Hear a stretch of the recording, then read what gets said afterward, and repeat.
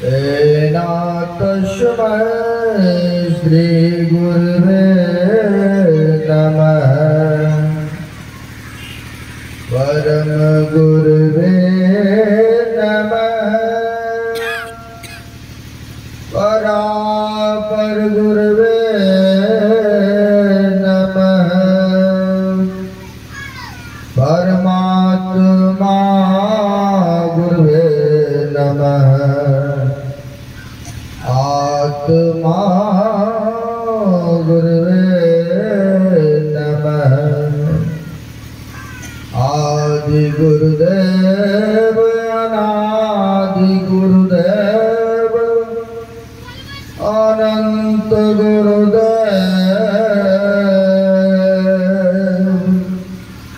अखिल गुरुदेव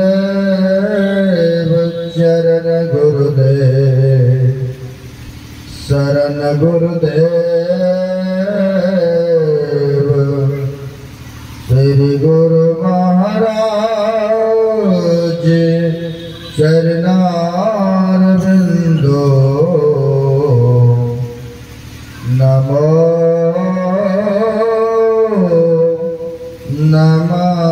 नमस्ते।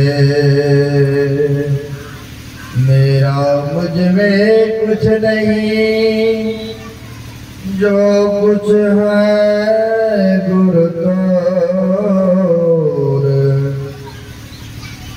तेरा तुझको शोभता क्या लागत है गुरु मोह। प्रातः सुमरणीयान श्री भूषित ब्रह्मलीन संसद गुरु महाराज जन जन में कण कण में व्याप्त जग उद्धारक जग कल्याणकारक ऐसे सर्वव्यापक गुरुदेव भगवान के पाद पद्मों में असंख्य असंख्य बार नमन है। तीर्थों को भी पवित्र करने वाले मंचस्थ पूज्य साधु चरण, उपस्थित सदगुरु के सद्भक्तगण, जो मनुष्य शरीर का कर्तव्य है वह कर्म करने हैं तो यहाँ पर पधारे हुए हैं। आप लोग बड़े भाग्यशाली हैं और पुण्यात्मा है, जो कि यह ज्ञान गंगा में कल से ही गोता लगा रहे हैं। हम आप अभी सुन रहे थे पाठ के क्रम में ध्यान बिंदु उपनिषद से ध्यान की महिमा के बारे में, ध्यान की विशेषता के बारे में। ध्यान करने की परंपराएं यह प्राचीन काल से चलता आ रहा है। जितने ऋषि महापुरुष हो गए, महर्षि हो गए, सबों ने ध्यान किए। वही ध्यान के विधि हम लोगों को प्रक्रिया सदगुरुदेव भगवान ने हम लोगों को बताए हैं। ध्यान करने से क्या फायदा होता, क्या लाभ होता है। कहा है जिसमें दूध के मथन से घी निकसत है जतन से, तिमी ध्यान के लगन से पार ब्रह्म ले निहारा है। कहते हैं जैसे दूध को मथते मथते क्या निकलता है, उससे क्रीम निकलता है, यानी घी निकलता है। प्रयत्न किए, मेहनत किए, परिश्रम किए, तब न दूध से घी को अलग कर दिए। जब दूध से घी को अलग कर देते हैं तो व्यक्ति जो मर्जी बनाना चाहेंगे बना लेते हैं। नहीं, पूरी बनाना चाहेंगे पूरी बना लेंगे, रसगुल्ला पेड़ा की चाहेंगे जलेबी बनाने के लिए घी से सब कुछ बना लेते हैं कि नहीं, लेकिन दूध से संभव नहीं है। दूध से संभव नहीं है कि वह पूरी छान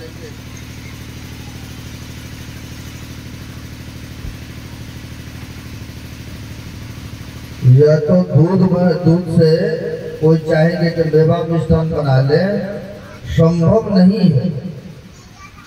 तो कैसे होता है? तो दूध से घी को व्यक्ति अलग कर लेते हैं, तो जो चाहते हैं करने के लिए वह करते हैं। तो कब? जब दूध से घी को अलग कर दिए तब ना मेवा मिष्ठान बनाने लगे। और दूध से कोई चाहेंगे कि हम मेवा मिष्ठान बना ले, तो संभव है?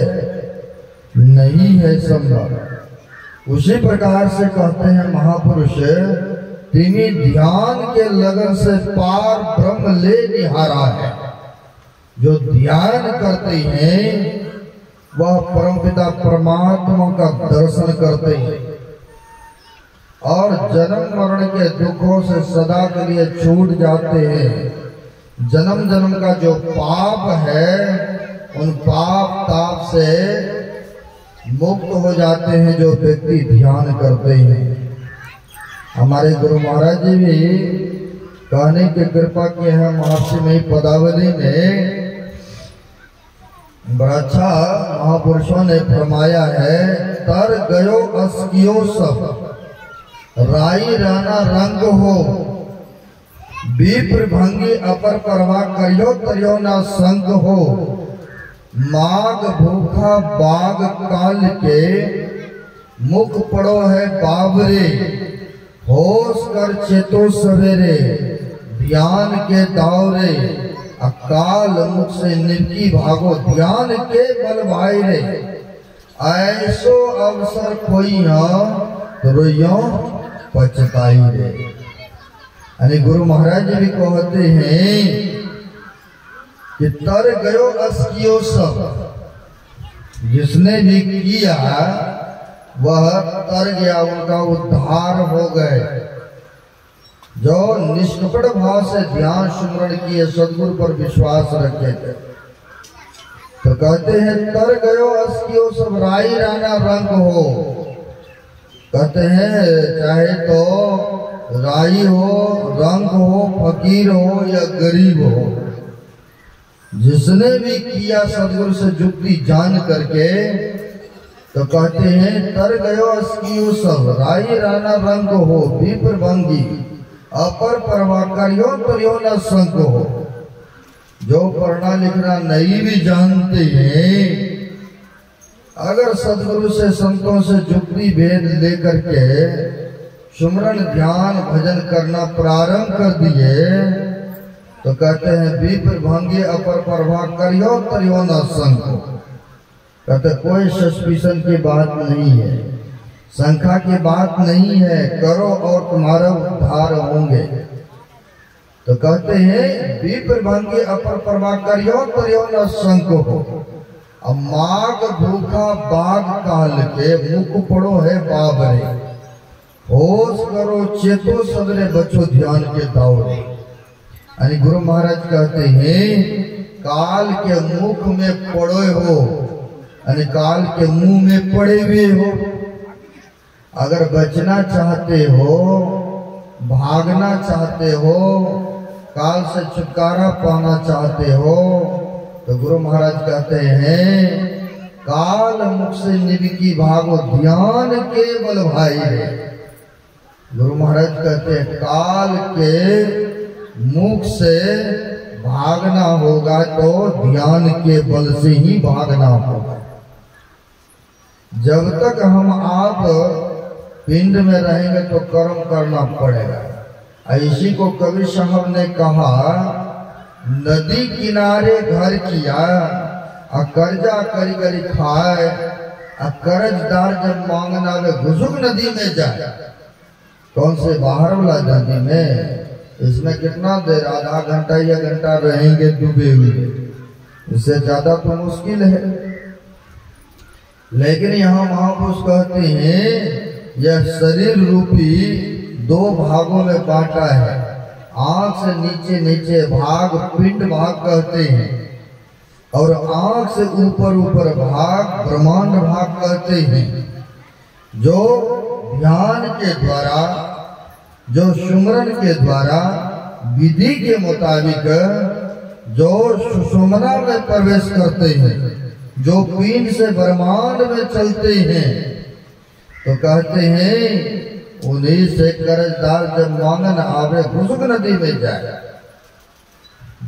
अरे जब मन चाहेगा हम ये करें वो करें, मन ही तो छटपटाता है ना लोगों को। वही तो चारों तरफ जो नहीं करने का वो भी करवाते हैं। तो यहाँ पर कहते हैं कर्जदार जब मांगना वे घुसुक नदी में जाए। जब मन संसार में विचरण करने लगते भागते हैं, तो संत महापुरुष अपने को इंद्रियों को समेट करके पिंड से ब्रह्मांड में चले जाते हैं। लो करो जो करना है। अरे पिंड से ब्रह्मांड में चले गए, फिर इंद्रियां का कोई चलती नहीं चलती है वहां पर। जब जगे रहते तभी तक ना काम करता आंख पर या गोर या यह इंद्रियां स्वाद लेते हैं, या नाक से गंध लेते हैं, या कान से शब्द सुनते। कब तक? जब तक हम लोग जागृत अवस्था में है तभी तक ना इंद्रियां काम कर रही है। और सो गए तो फिर सारे इंद्रियां शिथिल हो गए ना, कोई काम करना बंद कर देते हैं सारी इंद्रियां। तो वही कहते हैं पिंड से व्यक्ति ब्रह्मांड में जिनकी चढ़ाई होती है, सारे कर्म बंधनों से वो ऊपर उठ जाते हैं। तो कहते काल मुख से निरकी भागो ध्यान के बल भाई रे, ऐसो अवसर कोई यहाँ तो रोइयों पछताई रे। कहते हैं ऐसा अवसर को तुम मत हाथ से जाने दो। अगर यह अवसर को खो दिया तो बाद में पश्चाताप करना पड़ेगा। अरे वृद्धावस्था में तो ध्यान नहीं कर पाएंगे। जोरों में दर्द, कमर में दर्द, घुटनों में दर्द, कर नहीं पाएंगे, बैठ नहीं पाएंगे। तो वही कहते हैं गुरुदेव ऐसो अवसर खोइया तो रोइयों पछताई रे। ऐसा अवसर का अगर हाथ से निकाल दोगे तो बाद में पश्चाताप करना पड़ेगा। इसलिए कहते हैं ध्यान की प्रक्रिया यह प्राचीन काल से चलता आ रहा है। ऋषियों महर्षियों ने जितने महापुरुष हुए सबों ने ध्यान की प्रक्रिया बताए हैं करने के लिए। यानी पिंड से ब्रह्मांड में जाने की विधि बताए हैं। अपने आप तो होगा नहीं, जिनको पता है, जिनको जानकारी है, उनसे जानेंगे, बुझेंगे, समझेंगे, तब न पिंड से ब्रह्मांड में जा सकते हैं, तब न केंद्रित स्थान पर ध्यान लगा सकते हैं। लेकिन अपने आप तो संभव नहीं है, अपने आप संभव नहीं है। इसी की युक्ति बताने के लिए संत महापुरुष समय समय पर इस धरातल पर पृथ्वी पर आते हैं। हमारे गुरुदेव भी ऐसे महापुरुष थे, साधना में प्रांगत थे। जब होता था, आप लोग कई पिक्चर देखे होंगे, स्वरूप को गुरु महाराज अपने आप में समाधि में चले जाते थे, पूरी मगन हो जाते थे। ऐसे स्वरूप देखने को मिलता है विग्रह।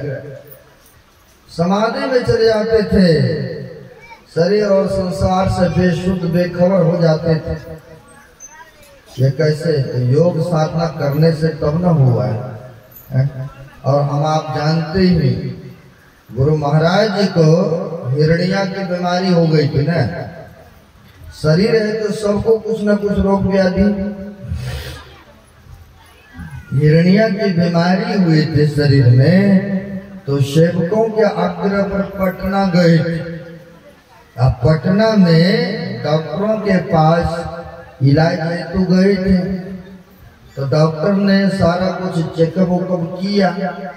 करने के उपरांत कहा गुरुदेव ये दवाई सुई से बात नहीं बनेंगे, इसके लिए ऑपरेशन करना पड़ेगा। ऑपरेशन कई बार दवाई से सक्सेस नहीं होता तो ऑपरेशन करते हैं। तो वहां पर कह दिए कि ऑपरेशन करना होगा गुरुदेव।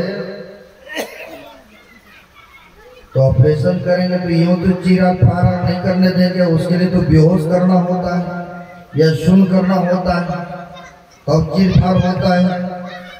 तो उस समय क्या था कि नशे की सुई दी जाती थी या इत्र वगैरह सब सुनाते थे, बेहोश कर देते थे। और नया नया टेक्नोलॉजी चला है, जहाँ पर ऑपरेशन तो वहीं सुई दे देते हैं और वहां पर शून्य कर देते हैं, व्यक्ति दूसरे से बातचीत भी करते हैं, ऑपरेशन भी हो जाता है। लेकिन पहले शरीर के रीढ़ की हड्डी में सुई दी जाती थी, पूरे उनको बेहोश कर देते थे और तब जाकर के ऑपरेशन होते थे। ऐसा देखने को मिला। तो कहा गुरुदेव ऑपरेशन है तो नशे की सुई दी जाएंगे और तब ऑपरेशन होंगे। तो गुरु महाराज ने कहा कितना समय लगेंगे डॉक्टर साहब? कहा गुरुदेव कम से कम 1 घंटा तो लगेंगे ऑपरेशन करने में। 1 घंटा तक ऑपरेशन के समय लगेंगे। बोला ठीक है, आप लोगों को जो कार्य है, आप जो ऑपरेशन करना चाहते करो, हमें नशे की सुई की आवश्यकता नहीं है। इतना कह करके गुरु महाराज शरीर से निकल गए। और डॉक्टर जब उधर से आते हैं, आला वगैरह सब लगा के देखते हैं, नाड़ी देखते हैं, धड़कने देखते हैं, श्वास की प्रक्रिया देखते हैं, तो कुछ भी नहीं है शरीर में। नहीं धड़कने चल रही है, नहीं तो नाड़ियां चल रही है, नहीं श्वास की गति। तो डॉक्टर ने कहा अब रहा ही नहीं शरीर में गुरु महाराज। और जब शरीर में नहीं रहा तो ऑपरेशन किसका करेंगे? अब परलोक गमन कर गए, शरीर में नहीं रहा। जब ऐसा कहा तो सेवक लोग थे, शुभचिंतक जो थे, सब रोने बिलखने लगे, सब चिंतित होने लगे कि गुरु महाराज ने शरीर छोड़ करके अपने लोग गमन कर गए। स्वाभाविक है, जिनका जो शुभचिंतक होते हैं उनके लिए विलाप तो करते ही है ना। कहा अब शरीर में नहीं रहे, संसार में नहीं रहे। गुरु महाराज विलाप कर रहे, रो रहे गुरु महाराज के सेवक, कि गुरु महाराज शरीर में नहीं रहे। और सब सेवक गण रो रहे हैं, भगत जगत सब शोकित है। तो फिर 1 घंटा जब समय बीता तो पुनः आते हैं शरीर में। और शरीर में आया तो हमारे जैसे आपके जैसे सभी चिंताग्रस्त थे, अफसोस में थे। कहा क्या बात है, तुम लोगों को देखते हैं बड़ी परेशान है, बड़ी देखते हैं आंख में आंसू की धाराएं, क्या बात है? तब कहा कि डॉक्टर ने तो घोषित कर दिया था कि अपने लोग गमन कर गए हैं, अब नहीं रहा शरीर में। तो फिर ऑपरेशन किसकी की जाए? शरीर में जीवित है ही नहीं तो ऑपरेशन कैसे? इसीलिए हम लोग सब चिंता में डूबे हुए थे गुरुदेव कि गुरु महाराज शरीर छोड़ करके लोग अपने लोक में गमन कर गए। तब गुरु महाराज ने कहा हमने तो पहले ही कहा था कितना समय लगेगा, तो 1 घंटा लगेगा ऑपरेशन करने में। तो गुरु महाराज ने कहा कि हम तो पहले कह दिए थे कि नशे की सुई की आवश्यकता नहीं है हमें, जो करना है चीर फाड़ करो तुम लोग। पुनः गुरु महाराज फिर 1 घंटा वास्ते शरीर से निकल गए, शरीर से निकल गए। फिर डॉक्टर ने चीर फाड़ की। ये कैसे थे? योग करने से, साधन करने से जो पीठ से ब्रह्मांड में अपने ख्याल को, अपने सूरत को पीठ से ब्रह्मांड में कर लेते हैं, तो कहते हैं उन्हीं का यह ज्ञान के द्वारा ये सारे कर्म बंधनों से उनकी छुटकारा हो पाते हैं। तो कहा पिंड में रहने से नहीं, ब्रह्मांड में जाने से। जिन्होंने ध्यान किया है, सुमरन किया है, उन्हीं के पास ऐसी प्रवृत्तियां हो सकती है, सबके पास नहीं। आदि गुरु शंकराचार्य जी महाराज हुए, वो तो ऐसे महापुरुष हुए, पंडित मिश्रा जी का नाम सुने होंगे, जो कि बड़े विद्वान थे और बहुत विद्वान रहने के उपरांत लोगों से जा करके शास्त्रार्थ करते थे और शास्त्रार्थ में बहुतों को उन्होंने हरा दिया था, क्योंकि ज्यादा जानकारियां थी उनके अंदर में। बहुतों को उन्होंने हरा दिए थे।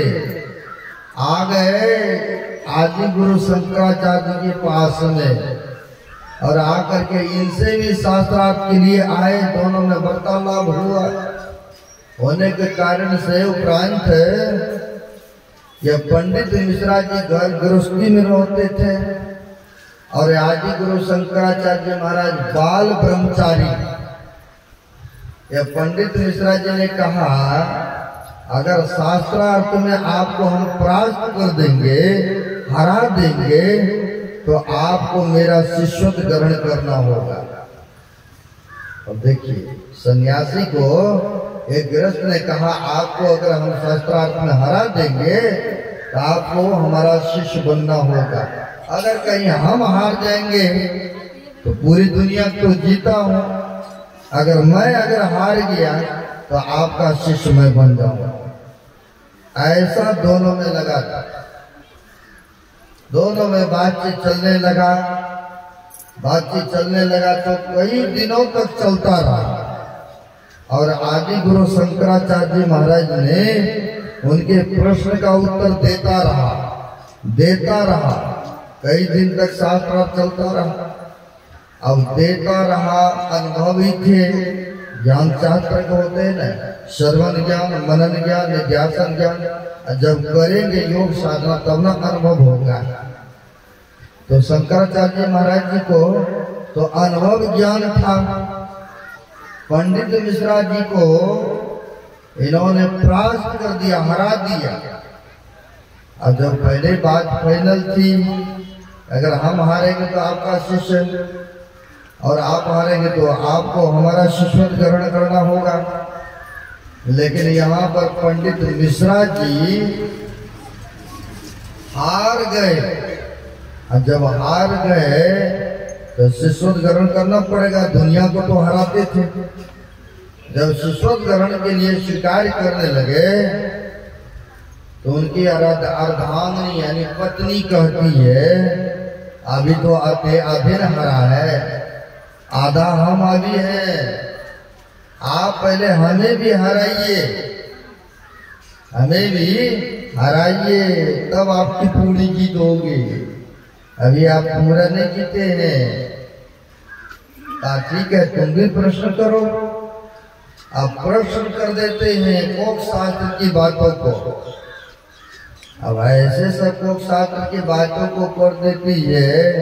ये तो बाल ब्रह्मचारी कभी जानते नहीं थे घर गृहस्थियों की बातों को, लेकिन इसे समय लिया। कहा, हम तुम्हें यह प्रश्न का उत्तर देंगे, लेकिन इसके लिए वक्त चाहिए, कुछ दिन के लिए।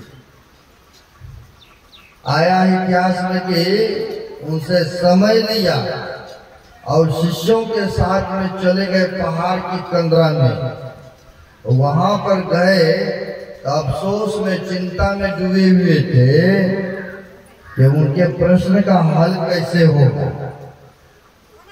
चिंता में थे, लेकिन पहाड़ की कंदराओं में थे, गुफाओं में थे और उसी गंगा जी के किनारे में देखा हलचल हो रहा है, शोरगुल हो रहा है। जब शोरगुल हो रहा है तो आदि गुरु शंकराचार्य महाराज ने अपने सेवक को भेजा, जाके देख लिया तो क्या बात, इतनी हल्ला गुल्ला हो रहा है। तो गए देखने के लिए। जब गए वहां देखने तो देखते क्या है, एक सेठ का शरीर छूटा है और वहां पर उनकी चिताएं रचाने के लिए सब आदमी आपस में बातचीत कर रहे हैं। अब वहां पर चिता रचाने की तैयारियां। आकर के गुरुजी से कहते हैं, गुरुजी किसी सेठ का शरीर छूटा उन्हीं की जलाने के लिए दाह संस्कार के लिए आए। बोला अच्छा ऐसे करो, हम ये शरीर को छोड़ता हूं इस पहाड़ के कंदरा में। अब देखिए कैसे संत होते। कहा मैं इस शरीर को त्याग करता हूं ये गुफा में, और फिर मैं जा रहा हूं वो जो चिता पर जलने जा रहा है शरीर, उस चिता में वह शरीर में हम जा रहा हूं प्रवेश करने के लिए शरीर में, और तब तक इसको शरीर को रखना सुरक्षित जब तक कि हम लौट कर नहीं आ जाए। अब देखिए कैसे, जब तक हम लौट के नहीं आ जाते हैं तब तक यह शरीर को सुरक्षित रखना, क्योंकि इसी शरीर से शास्त्रार्थ करना है पंडित मिश्रा जी की पत्नी से। बोला ठीक है गुरु जी। अब गुरु जी ने यह शरीर को छोड़ करके संन्यास जोगी वाला शरीर को त्याग करके और चले गए वह श्मशान घाट में जो सेठ का शरीर था उनमें जाके प्रवेश कर गए। अब प्रवेश कर गए तो शरीर जो है उठ उठ के खड़े हो गए। अब जीवात्मा कौन है नहीं है ये तो नहीं पता है ना, शरीर देखेंगे नहीं ये फलाना बाबू व्यक्ति है, यही है। तो लोगों को हुआ कि भाई जीवित हो गए, ईश्वर की कृपा हुई है। अब वहां से बड़े खुशी खुशी सब लोग लौट करके आते हैं। आए घर में तो उनकी पत्नी जो थी वो भी खुश हुई कि चलो जीवित हो उठे हैं, विधवा कहलाती अभी सदवा है, बड़ी ईश्वर की कृपा हुआ। लेकिन उनको भी नहीं पता चल रहा कि ये जीवात्मा कौन शरीर में प्रवेश किया, उनको भी नहीं पता। अब होता क्या है, रहने लगे घर गृहस्थियों में रहने लगे, लेकिन हम लोग चप्पल जूता को खोलते हैं बाहर तो जाते हैं पहनने के लिए ना उठ करके, लेकिन इनकी क्या था कहीं जाने की मन में इच्छाएं होती थी। तो होता क्या था, चप्पल जूता स्वयं इनके चरण पर आकर के रुक जाते थे और फिर वहीं से पहन करके जाते। तो रानी को बड़ा आश्चर्य हुआ, लगता है यह शरीर में कोई दूसरा आत्मा का प्रवेश हुआ है। पहले तो ऐसे नहीं करता था, नहीं होता था, इसमें लगता है कोई और आत्मा प्रवेश कर गया है। अब किसी न किसी दिन कभी न कभी यह अवश्य शरीर को भी छोड़ करके भाग जाएंगे, लेकिन लोगों को तो नहीं पता है ना इस शरीर में कौन प्रवेश किया है। लोग तो कहलाएंगे कि नहीं उन्हीं की पति है, क्योंकि शरीर वही है। लोगों को यह हो रहा था। अब इनको हो गया है, ये लगता है किसी दिव्य आत्मा का शरीर में प्रवेश हुआ है और फिर यह शरीर भी छोड़ेंगे। अब यह रानी बुद्धिजीवी थी, इन्होंने घोषणा करवा दी, बूढ़ा बच्चा जवान कोई भी शरीर मृत्यु पड़ा हो, कहीं मरा हुआ शरीर हो, उसे जला करके भस्म कर देना। अब इनका भी शरीर है ना पहाड़ के कंदरा में।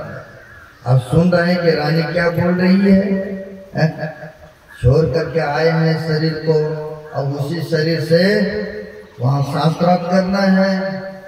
लेकिन काफी दिन तक बीत चुका था, इधर बीत चुका था गृहस्थियों में, घरों में। अब होता क्या है, अब रोने लगे, यहाँ पर ढंगोरा पिटवा दिए। बूढ़ा बच्चा जवान किसी भी तरह का शरीर मरा हुआ देखे तो उसे जला करके भस्म कर दिया जाए। क्यों? क्योंकि कहीं यह शरीर उनका पड़ा होगा, ये शरीर को छोड़ेगा तो फिर वो शरीर में प्रवेश करेगा, नहीं रहेगा वो शरीर और नहीं उसमें प्रवेश करेंगे। उन्होंने अपना सोचा, अपना देखा कि हमें आनंद सुख मिल रहा है तो क्यों नहीं मैं शरीर को रखूं। इस शरीर को लोगों को तो नहीं पता है ना, हमें ये पता है ना।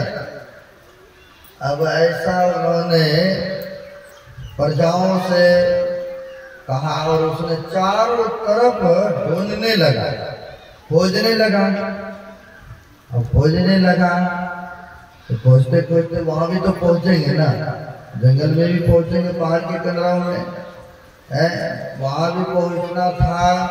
लेकिन सोचा कि अब कहीं अगर इस शरीर को नहीं छोड़ के जाएंगे तो कहीं वह शरीर हाथ लग गया तो उसको जला करके भस्म कर देंगे, और जब भस्म कर देंगे तो फिर कैसे वहां पर जाकर शास्त्रार्थ करेंगे। तो मजबूर में आकर के आदि गुरु शंकराचार्य महाराज जी को यह शेष के शरीर को त्याग करके छोड़ करके अब पुनः वह जोगी शरीर में जाके प्रवेश, पुनः वह शरीर सुरक्षित रखे थे और जाकर के उस शरीर में प्रवेश किए। उसके चलते लंबी कथाएं हैं, उनके चलते शराब भी पाए हैं, शराब को भोगना मंजूर किए, लेकिन वह शरीर सुरक्षित था, उसमें गए और वह शरीर ले जाकर के पंडित मिश्रा जी की पत्नी को भी शास्त्रार्थ में उनको प्राप्त कर दिया, हरा दिया। कहने का सरांश, कहने का भाव हुआ है, जो ध्यान करते हैं, योग सुमरण ध्यान करते हैं, पीर से ब्रह्मांड में चढ़ाई कर लेते हैं, उनमें ऐसी योग्यता, ऐसी क्षमताएं हो जाते हैं कि शरीर को छोड़ करके कहीं और विचरण भी कर सकते है ना, विचरण करते हैं और फिर मौज होते तो फिर शरीर में भी आते हैं। तो वही विधि, वही क्रिया हम लोगों को भी ध्यान करने के लिए बताए। फिर ध्यान करने से होता क्या है? भगवान कृष्ण भी अमृत वेला में ब्रह्मोर्त में उठ करके ध्यान करते थे। गीता में भगवान कृष्ण ने बड़ा अच्छा कहा है, ब्रह्मो मूर्तो उत्थायो वायु अश्वस माधवा देहम प्रसन्नम कारणम आत्मा तमसो परम्य।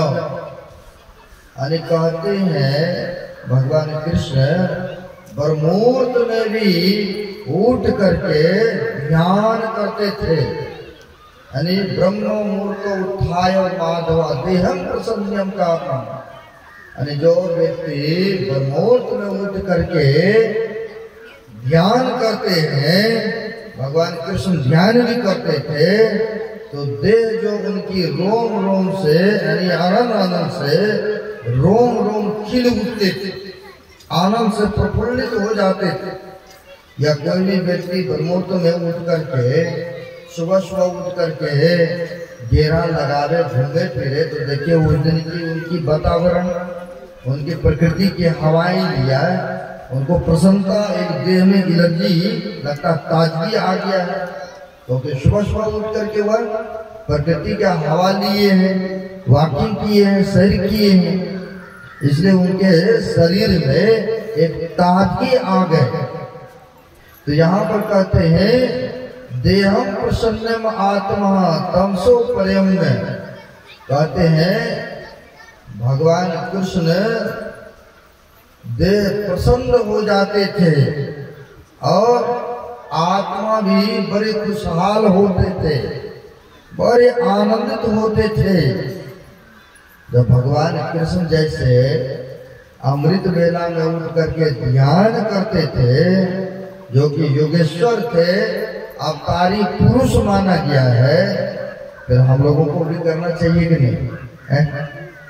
आज हम लोग 3 बजे उठे ध्यान पर, जब आए लघु संख्या के लिए बाहर, तो देखा एक जो बेचने के लिए आए हैं प्रसाद, कुछ अंगूरे, कुत्ता लोग जो है खा रहा है 3 बजे। तो मैंने यहाँ पर सोए व्यक्ति को उठाया, भाई देखो वहाँ किसकी है, तो कहता मेरा नहीं, मेरा नहीं। जब ये गए इधर से, हमारे सरदे अखिलेश बाबू उधर से आए तो इनकी घर के जो इनकी वाइफ थी वह झाड़ू लगा रही थी। हमने बोला अभी ध्यान के टाइम है 3 बजे, जिनके घर में कार्य होता है उनको होता है ना कि सब काम से निपट ले, तो हमने बोला अभी ध्यान की समय है, तो कहा कि क्या करे बाबा, झाड़ू लगाना छोड़ते हैं? छोड़ दीजिए, बढ़िया रहेगा, अभी ध्यान करने का समय है ना, सबको ध्यान करना चाहिए अमृत वेला में। तो कहने का मतलब है अमृत वेला में सब व्यक्ति को जो दीक्षार्थी है सबको ध्यान करना चाहिए। त्रिकाल संध्या बताए नहीं करने के लिए, जब भगवान कृष्ण ही ध्यान करते थे तो हम लोगों को करना चाहिए कि नहीं? लेकिन कहेंगे थके हुए हैं, सारा दिन काम काज में व्यस्त रहते हैं, बाबा आप लोगों का तो यही काम ही है। ये भी कह देते हैं ना कई व्यक्ति, आप लोगों के तो घर गृहस्थी से पड़े हैं आप, हम लोग तो काम कर, चलो 3 बजे नहीं जग सकते लेकिन 4 बजे भी तो जगो ना। 4 बजे तो आम आदमी भी जग जाते हैं। कम से कम सूर्य उदय से पहले पहले भी तो जग करके हाथ मुंह धो करके कम से कम ध्यान तो करना चाहिए ना। ध्यान सबको करना चाहिए, है ना, क्योंकि सूर्य उदय से पहले पहले इसको अमृत वेला ही माना गया, ब्रह्ममुहूर्त ही समय माना गया, है ना। यूँ तो गुरु महाराज की नियमावली है कि 3 बजे उठ करके करो। क्यों? क्योंकि उस समय शून्य रहता है, पूरी वहां पर शोर गुल खुलहाल नहीं होते, इसलिए वहां पर कहते हैं उस समय उठ के करो। और भगवान कृष्ण जी ब्रह्म मुहूर्त उठायो, यानी ब्रह्म मुहूर्त में भगवान कृष्ण भी उठ करके ध्यान करते थे। हम लोगों को भी तो गुरु महाराज ने वही प्रक्रिया बताई ना कि अमृत वेला में उठ करके ध्यान करो। ध्यान करने से क्या फायदा, क्या लाभ, तो गुरु महाराज की वाणी में हम लोग सुनते हैं। गुरुदेव कहने की कृपा किए हैं, एक आसन से बैठो, समतल जगह हो, एक आसन से बैठो, बराबर जगह हो, उस जगह पर बैठो और एक आसनी रखो, आसनी बिछा करके तब बैठो। ऐसे वैसे जगह पर मत बैठो। क्यों? ऐसे वैसे जगह पर बैठोगे, अब बच्चा भी बैठा है उसी पर, कुछ खाया पिया, कुछ जूठा गिराया और उसी पर ध्यान करने बैठेंगे तो पवित्र काम करने के लिए पवित्र नहीं बनना होता है, पवित्र आसनी चाहिए। एक आसनी रखिए और पवित्र बिस्तर पर बैठ के कीजिए, या नहीं होता तो जमीन पर बैठ के कीजिए, जमीन पर बैठ के कीजिए ध्यान। एक आसनी होना चाहिए, चाहे कपड़ा को कंबल का हो या कोई बोड़े का है साफ करके रखे। ध्यान पर करने के लिए, बैठने के लिए आसन चाहिए। तो कहते हैं एक आसन से बैठ भी गए तो फिर करना क्या है? तो गुरु महाराज कहते हैं, धर गर्दन मस्तक सीध सा, आसन आसन, अब बैठ के चकुमुखो इष्ट मानस जब ध्यान, अब प्रेम नेम सो करत करत मन शुद्ध हो, अरे हारे नहीं और आगे को कहो सुनो चित देकर। गुरु महाराज कहते हैं एक आसन से देर तक बैठो, भार और गर्दन को सीधा रख करके बैठो। अब कभी इधर हिलेंगे, कभी उधर मक्खी को उड़ाएंगे। अब बैठे हैं ध्यान पर, ध्यान पे मन लगेगा? सुई में धागा को प्रेरणा होता है तो क्या करते हैं? पहले दृष्टि को अस्थिर करते हैं ना, अब तब न सुई में धागा पिरोते हैं, इस पार उस पार होता है। हमारी अगर आंख दृष्टि नीचे ऊपर इधर उधर देखते रहे तो सुई में धागा चाहेंगे डालने तो संभव है? संभव नहीं है। तो उसी प्रकार से कहते हैं पहले तन स्थिर, यानी शरीर को अस्थिर रखिए। ध्यान पर जब बैठिए, जिस आसन से बैठिए तो कहते हैं शरीर को या तो कोई पतला कपड़ा से ढक लीजिए ताकि मक्खी और मच्छर परेशान नहीं करे, या मच्छरदानी के बीच में आ जाइए या पंखे के नीचे बैठिए ताकि शरीर अस्थिर रहे, मक्खर मच्छी परेशान नहीं करे। तो वही यहाँ पर कहते हैं कि धर गर्दन मस्तक सीध सा, और दूसरी जगह कहा तन स्थिर, मन स्थिर। पहले तन को स्थिर रखेंगे तब न मन स्थिर होगा। मन तो भागता रहता है, बैठते ध्यान में, बैठते जप करने, और मन का स्वाभाविक है भागना। गुरु महाराज की पदावली में लिखा हुआ है वाणी, गुरु महाराज कहते जहाँ जहाँ मन भाग जाए ताही ताही से तिरक्षण फेर फेर ले आए, अल्लाह भाई में आपन ऐसे ही करी प्रत्याहार धारण धर्म करके अरे हारे में और आगे बढ़िए चलिए दरदराए के। गुरु महाराज कहते हैं मन का काम है भागना और आपका काम है लौटा लौटा करके लाए ध्यान में आपन। यानी बैठे हैं जप करने, ध्यान करने, अब मन का काम है भाग जाना। ये सबका होता है, का सब काहू को होता है तन मन पसरा जाए, बिरला कोई एक है उल्टा माही समय। शुरू शुरू में सब किसी का मन भागता है संसार में, बैठे जप करने, ध्यान करने, अब मन कहाँ से कहाँ भाग जाते हैं। नहीं, सबका होता है ना। यही बात गुरु महाराज के समकालीन में एक प्रोफेसर साहब बड़े विद्वान, और उन्होंने दीक्षा गुरु महाराज से ग्रहण किए थे, दीक्षा लिए थे गुरु महाराज से। अब कई बार होता क्या है, अब नौकरी करने वाले व्यक्ति हैं, हुआ क्या मन में हुआ है कि सदगुरु महाराज जी का काफी दिन हो गए हैं, दर्शन नहीं किए हैं, चलते हैं भागलपुर कुप्पा घाट दर्शन करने।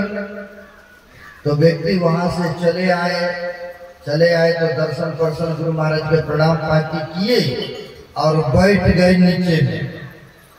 बैठ गए तो गुरु महाराज पूछते हैं, हम भी कई बार पूछ देते हैं कि ये ध्यान भजन हो रहा है ना। कई व्यक्ति तो कह देते हैं हाँ जी हो रहा है, अब कितना हो रहा है तो वही जानते होंगे, क्योंकि थर्मामीटर उनके पास है ना। हम कई को पूछते त्रैकाल संध्या करते, नहीं बाबा एक टाइम करते हैं ध्यान। भाई भोजन तीनों टाइम, ध्यान एक टाइम।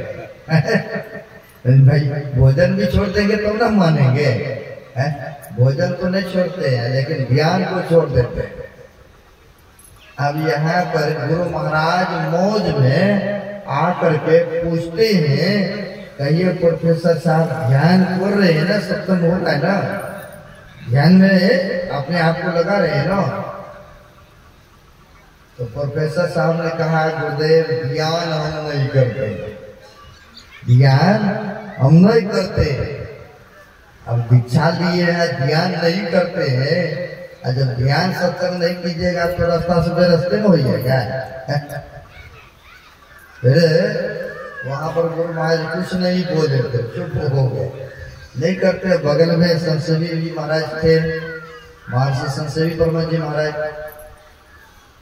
शाम के टाइम में जब घूमने के लिए निकले, नहीं संध्या के समय में वॉकिंग करने टहलने के लिए निकलते हैं ना, जब घूमने के लिए निकले तो वो भी प्रोफेसर साहब महर्षि संसेवी परमा जी महाराज के साथ में वो भी घूमने के लिए चले। पार्क बना हुआ है ना, तो वो भी इनके पीछे पीछे चले घूमने के लिए। जब घूमते क्रम में तो महर्षि संसेवी परमा जी महाराज पूछते हैं कि प्रोफेसर साहब आप दीक्षा लिए हुए इतने साल हो गए और गुरु महाराज सरकार ने आपसे पूछे कि ध्यान करते हैं ना, आप कह दिए नहीं करते हैं, फिर करते क्यों नहीं है? क्योंकि आप दीक्षित हैं, नामधन लिए हैं, तो फिर करते क्यों नहीं? क्योंकि गुरु महाराज ने बताया ध्यान करने की प्रक्रिया। तब यह प्रोफेसर साहब ने कहा क्या बताएं महाराज, जब मैं ध्यान पर बैठता हूँ तरह तरह के बात मन में उपज होता है, तरह तरह के मन में उस समय भावनाएं गलत गलत पैदा होता है। जो भी कर्म नहीं किए हैं वो भी सामने आ जाता है। अब बड़ी परेशान हो जाता हूँ, तो मैंने सोचा नहीं ध्यान करता तो उस समय ठीक ठाक रहता है, अनर्गल बातें मन में नहीं उबजता है, और जब ध्यान पर बैठते हैं तभी आता है। इससे बढ़िया है कि हम ध्यान नहीं कर खाली सत्संग कर सकते हैं। अब खाना खा है, अब पानी नहीं पीजिएगा तो हजम हो जाएगा? नहीं ना होगा, हम कुछ पकड़ लेगा नहीं। तो गुरु महाराज ने कहा है सत्संग भी करो, सत्संग नित्य और ध्यान नित्य। ने गुरु महाराज ने कहा है कि ध्यान नहीं करता इसीलिए मैं नहीं करता हूँ। अब नहीं करते हैं भाई, करना चाहिए। तो महर्षि संसेवी प्रमथ जी महाराज ने बड़े अच्छे सरल से उनको उदाहरण दे करके समझाया कि कहिए प्रोफेसर साहब, आप ध्यान पर बैठते हैं तो तरह तरह के मन में बातें प्रकट होता है, उबजता है, तो आप इसीलिए ध्यान करना छोड़ दिए? बोले हाँ हजूर इसीलिए छोड़ दिए। बोले अच्छा ये बताइए, घर को कभी साफ रूम को किए हैं आप, झाड़ू लगाए हैं? बोला हाँ अक्सर करके बाहर रहना होता तो हम स्वयं ही झाड़ू लगाते हैं। तो बोले झाड़ू जब घर से लगाते तो क्या निकलता है घर से, अंदर से कूड़ा कचरा निकलते हैं? नहीं, धूले मिट्टी की तरह निकलेंगे। तो अच्छा कूड़ा कटकर निकलते हैं? बोले हाँ। बोला अच्छा ये बताइए कपड़ा कभी साफ किए हैं आप? बोला हाँ, पराया करके हम ही को करना होता है ना। जब बाहर होते तो हमको स्वयं सब कुछ करना होता है। बोला अच्छा सरफ भी दे दें, पानी भी दे दें, कपड़ा को भी रख दें एक जगह, क्या मैल निकल जाएंगे उससे? बोला नहीं, उसको तो प्रयत्न करना पड़ेगा ना। नहीं, मैल निकालने के लिए तो साबुन भी देंगे, पानी भी डालेंगे या सरफ डालेंगे, तो मेहनत तो छुटाई तो करना पड़ेगा ना, हाथ से तो रगड़ाई करना पड़ेगा ना, तब ना मैल निकलेगी। कहा जब कपड़ा से मैल निकलता सब कुछ रख दिया जाए और अपने आप को मैल निकलेगा नहीं? बोला नहीं, इसके लिए हाथ की जोर बल लगाना पड़ता है ना, तब निकलता। बोला हाँ। कहा ठीक इसी प्रकार से जब ध्यान करने बैठते हैं आप टुकड़ी मार करके ध्यान में आंख बंद करके बैठते हैं, अंदर से समझिए जैसे घर से कचरा बाहर निकलता है झाड़ू लगाने से, और वैसे ही ध्यान करने से ये अनर्गल बातें सब अंदर से सफाया होता है। सब ये अंदर से सफाया होता है। जब बातें इस तरह से समझाया, इनको हो गया कहा अब हजूर हम करेंगे ध्यान, अब नहीं छोड़ेंगे, हम डेली करेंगे, क्योंकि समझ में आ गई ना बातें। तो ध्यान करने में पहले शुरू मन तो भागता है, नहीं सबका होता है, लेकिन कहा इसे लौटा लौटा करके लाए धाए में यहाँ पर। गुरु महाराज कहते हैं मन को बुझाना है, समझाना है, और उसे लौटा लौटा करके जप में लगाना है, एक रूप का ध्यान में लगाना है। दोनों दृष्टि के धारे जहाँ जोड़ने की विधि बताया गया है वहां पर जोड़े, वहां पर देखें। जब इस तरह से ध्यान करेंगे तो क्या होगा? और भी महापुरुषों ने बड़ा अच्छा कहा है, जो ध्यान करते हैं तो कहा उन्हीं को जो जन्मों जन्मों जो सुन रहे थे, यदि शैल समम पापम विष्क्रम हो योजनम विदते ध्यान योग्य नान्यो वेद कदाचन। यानी पहाड़ के समान किसी से पाप बन पड़ा है, बहुत पाप जीवन में किया है।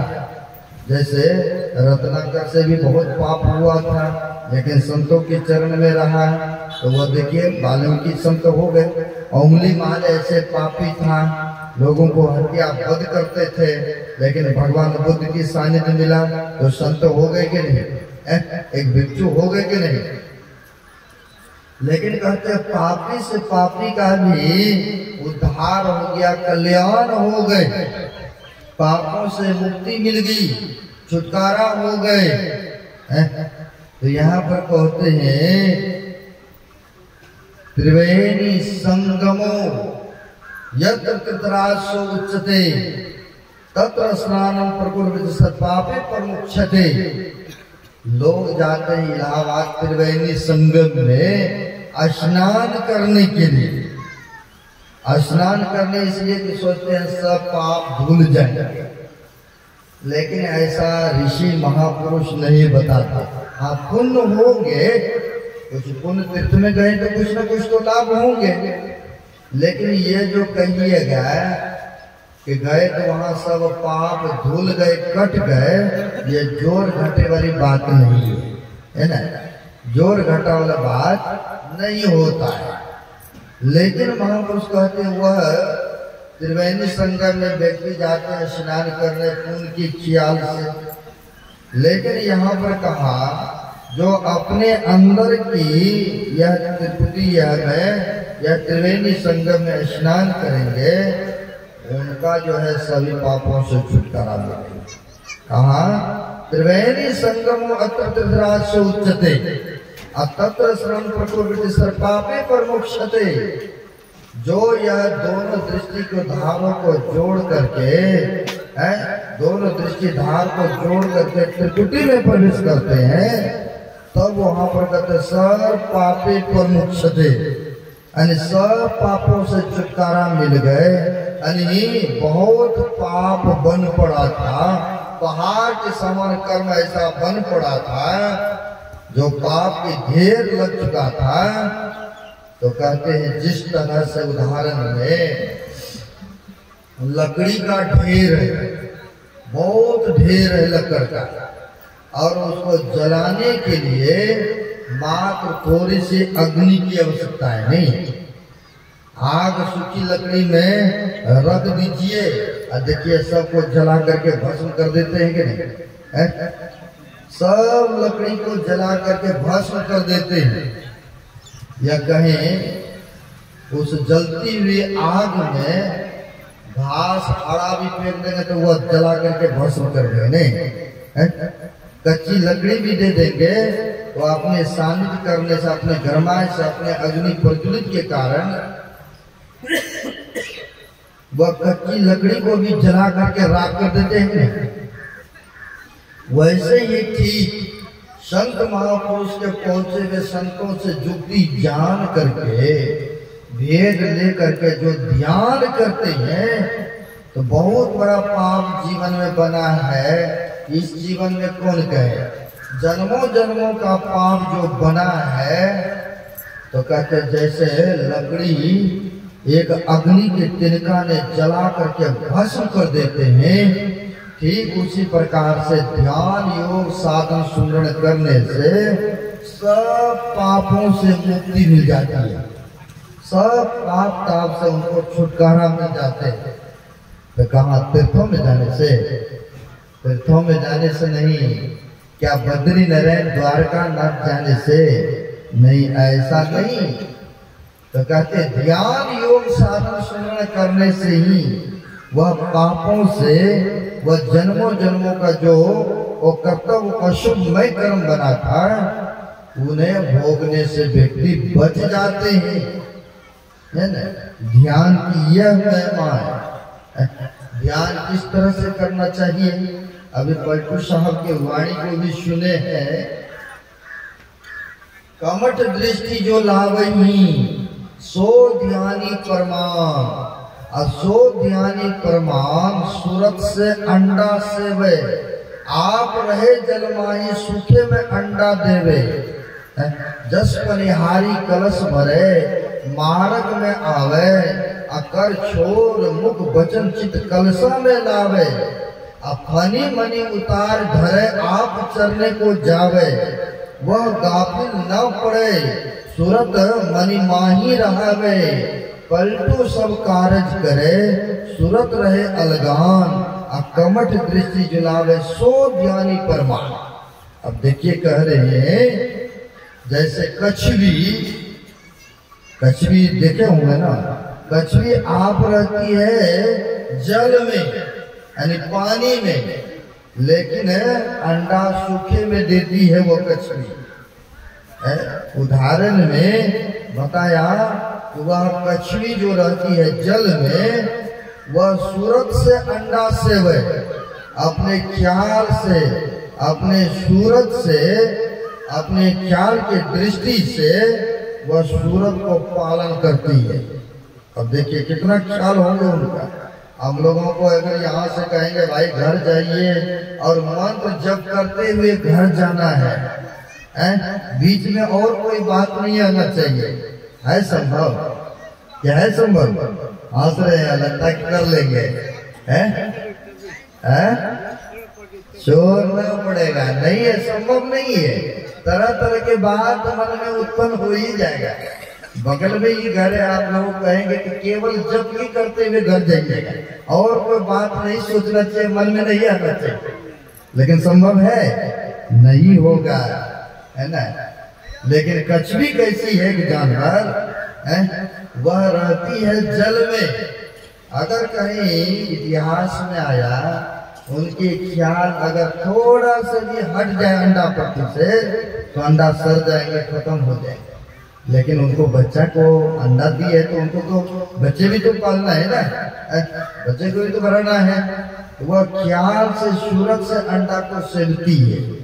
वैसे ही कहते हम लोगों का भी वृद्धि होना चाहिए, लेकिन ऐसा होता नहीं है। महापुरुषों ने कहा संसार के कारोबार करते रहो, आप पैसे कम करते हैं ना, कहा है कर से करो विधि नाना, अचित राखो जहाँ कृपा निधाना। लेकिन ऐसा होता नहीं है।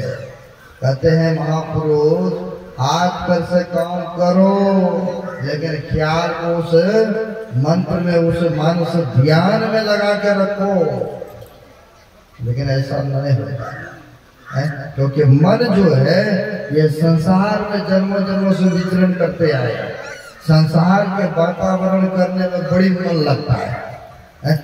कहिए इसको भी जप कर लो, कहो इसको संतवानी पढ़ो, किसी धार्मिक पुस्तक को पढ़ने लग जाएगा तो आलस में आकर के दाबने लगेंगे।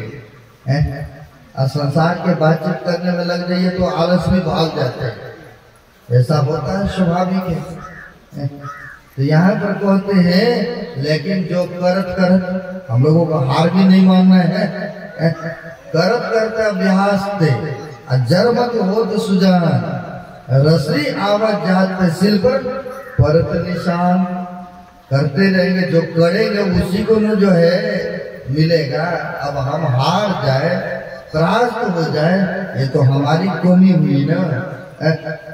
प्रयास करते रहेंगे, अभ्यास करते रहेंगे, तो कहते हैं उस मालिक का, सदगुरु का कृपा हो जाते हैं।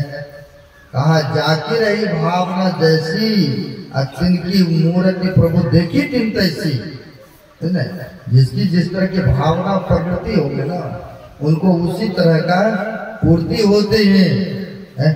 एक गरिमान था, गाड़ी चलाए उन्होंने, गरिमान जो गाड़ी के साथ में चक्का पहिया कुछ सामान ढो करके जाते हैं। अब वह गरिमान हनुमान भगत थे। हनुमान भगत थे, गाड़ी पर जो है बहुत सारे घोड़ा वगैरह, जैसे अभी रकम लाद लाद करके गेहूं को लाते हैं ना, अब तो ट्रैक्टर वगैरह सब लाते हैं। पहले जमाने में बैलगाड़ी पर लाते थे। बहुत सारे रकम वह गाड़ी पर लोड करके लेके जा रहे थे। अब कच्ची स्थान था, कच्ची जगह था, एक कीचड़ में बैलगाड़ी फंस गई। अब बैलगाड़ी फंस गई कीचड़ में, नहीं चल रहे हैं तो क्या होता है, मन में होता है कि गली जाएंगे, लेकिन कई बार होता है क्या फंस जाते हैं। कच्ची स्थान था और बैलगाड़ी वाला गरिमान ऊपर में बैठे हुए थे। और बैलगाड़ी को जैसे लेकर के कीचड़ से चाहे निकालने, अब फंस गया उसमें, कीचड़ में धस गया चक्का। अब ऊपर में बैठ करके पुकारते हैं, अब बजरंग वाली आप तो शक्तिशाली हैं, पहाड़ को भी उठा करके ले आए थे, जब आपको पता नहीं चला था तो आप तो इतना शक्तिशाली हैं, इतना बलशाली हैं, आपका मैं पूजा पाठ आराधना करता हूँ, आप कृपा करो, आओ मेरे कीचड़ से गाड़ी को निकाल दो, क्योंकि हम आपका उपासक हैं, भगत हैं, कृपा करो। अब खूब चिल्ला रहा बजरंगबली, हमारी गाड़ी को इस कीचड़ से निकाल दो, निकाल दो। अब बहुत हल्ला कर रहे हैं, चिल्ला रहे हैं, पुकार रहे हैं।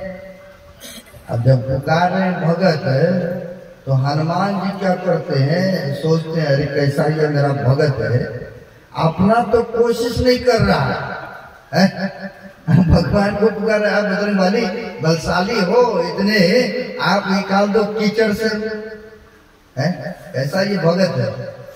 तब उनको ब्राह्मण वृद्ध के रूप में हनुमान जी को आना पड़ा। और जब वृद्धा अवस्था में लाठी लेते हुए वहां पहुंचे, इनको हुआ हम पब्लिक है। और जब लाठी लेके वहां पहुंचते हैं, कह अरे भाई गरिमान, तुम अपना तो बल नहीं लगाते हो, अपना तो कोशिश नहीं करते हो, और बजरंगबली हनुमान जी को पुकारते हो, तुम अपना कोशिश तो करो पहले। तुम्हारा क्या करना पड़ेगा, अरे तुम भी नीचे उतरो, और नीचे उतर करके थोड़ा तुम भी धक्का लगाओ, हनुमान जी की तो कृपा है ही है तुम्हारे ऊपर, थोड़ा तुम भी अपना जोर लगाओ। अब उनके कहने पर बोला ठीक ही कह रहे हैं महाराज, ठीक है, हम उतरेंगे उसके ऊपर से तो कुछ कम भी होगा वजन, अगर थोड़ा सा हेल्प करेंगे तो इनका भी पर्दे का भी लगेगा जो, और निकल जाएंगे। कहा तुम उतरो नीचा। अब नीचे उतारते हैं, थोड़ा उनको भी जैसे कहा था जोर लगा तुम भी, तो गरिमान ने जोर लगाया, और जोर लगाया, हनुमान जी की कृपा तो था ही, कीचड़ से गाड़ी निकल गई, बैल निकल गई बाहर निकल गए तो बड़ा खुश हुआ। अगर कहीं ऊपर में बैठे ही रहते, अब पुकारते रहते, निकलता नहीं निकलता। अब वैसे कहेंगे कि कृपा कर दो गुरु महाराज, कृपा कर दो गुरु महाराज, खाली कहते रहेंगे या अभ्यास कर भी नहीं करेंगे, तो कभी कीचड़ से बाहर होता घड़ी, अभ्यास तो स्वयं करना पड़ेगा ना, हम आपको भी सुमरन तो करना पड़ेगा ना, कृपा तो उनकी है ही है। करत करते अभ्यास पे जब तो हो सुजा, करते रहेंगे तो कहते हैं जैसे पानी निकालते थे तो सिर पर निशान पड़ जाते थे कि नहीं, वैसे नित्य प्रति ध्यान करते रहेंगे, जब करते रहेंगे क्या हम लोगों का मन नहीं लगेगा? लगेगा, अवश्य लगेगा। शुरू में कठिनाई कोई भी काम करते हैं तो कठिनाई मालूम पड़ता है नहीं, और उसी को जब बार बार करते रहते हैं तो सुलभ हो जाता है कि हम कहते हैं मोटरसाइकिल है, कम से कम 80-90 किलो क्विंटल तो होगा ही। आज जो व्यक्ति चलाना नहीं जानता है, अब उसको हाथ में पकड़ा दीजिए और उसको कहिए पैदले तुम लेके वहां चलो, संभव नहीं है, कहीं गिरा भी देंगे, क्योंकि वजन उनको बैलेंस का पता नहीं है। अब वही जब अभ्यास हो जाता है, उसको कोई सिखा देता है और फिर सीख लेता है, तो हाथ से कौन के घर का के जाने के बाद वो तो चला के भी चले जाते हैं नहीं, क्योंकि अभ्यास बन गए। उसी प्रकार से अभ्यास करते रहेंगे, क्या हम लोगों का ध्यान में मन नहीं लगेगा? अवश्य लगते हैं। तो हम लोगों का ख्याल उस लक्ष्मी की तरह होना चाहिए। और भी उदाहरण में दिए, जस पनिहारी कलश भरे मार्ग में आवे, कर छोर मुख वचन चित कलशों में लावे। पहले पानी जब भरते थे, अभी भी हरियाणा जाइएगा, राजस्थान, तो दूर से पानी लाना पड़ता है पीने के लिए। क्या करते थे माई लोग?